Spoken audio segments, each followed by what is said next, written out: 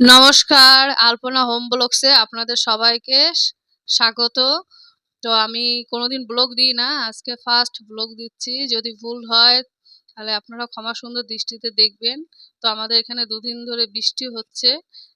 আর এখন আমি সকালে টিফিন বানাবো আমার নিজের জন্য বানাচ্ছি চা আর মুড়ি খাবো চার সঙ্গে। সেই চা করছি আর একপাশে দুধ গরম করে নিচ্ছি, বাসি দুধটা।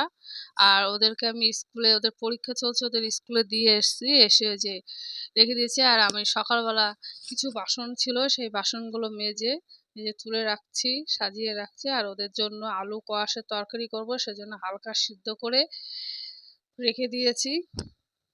দিয়ে তো এই যে চা, দুধ চা আর অল্প মুড়ি নিলাম সঙ্গে। ডিমগুলো কি করেছি, সিদ্ধ করে নিয়ে মাঝখান দিয়ে কেটে নিয়ে যে হাফ বয়েল করে নিয়ে যে হালকা করে ভেজে নিয়ে ডিমের কারির মতন করব ওদের জন্য। আর এদিকে আর একটা ইসে আর একবারে যে কড়াইতে আমরা অল্প একটু তেল দিয়ে অল্প পেঁয়াজ দিয়ে এই যে আদা রসুন পেস্ট দিলাম, কোনো মশলা ব্যবহার করব না, শুধু লবণ আর হলুদ ব্যবহার করব। দিয়ে আমি সকালের জন্য ওদের জন্য সবজি রান্না করবে, যে লবণ 1 চামচ, হলুদ অল্প হাফ চামচ ব্যবহার করেছি। করে মশলাটা ভালো করে কষিয়ে নিলাম।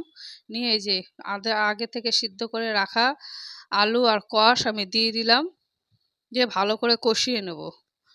কষিয়ে নিয়ে তারপরে হালকা জল দেবো, মানে জলের পরিমাণ একটু বেশি দেবো, কারণ ঝোলটা দিয়ে ওরা খাবে তো বেশি। আর আমি ওটা ওপাশে দিয়ে আমি এই পাশে আমি করলাম, ওই যে পরোটা ভাজবো দেখে আমি এই তাওয়া বসিয়ে দিলাম। আর এই অফ ক্যামেরায় আমি ওদের স্কুল থেকে নিয়ে এসেছি। এই যে আমি ওদের জন্য পরোটা বানাচ্ছি।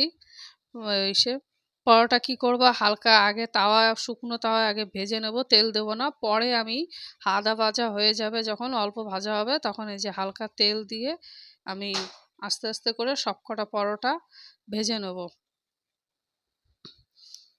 সবকটা পরোটা মানে ওদের দুজনের জন্য দুটো দুটো করে পরোটা ভেজে এই যে আর প্লেটে করে ওদের সাজিয়ে দিচ্ছি পরোটা, আলু কোয়াশের তরকারি আর হচ্ছে ডিমের কারি।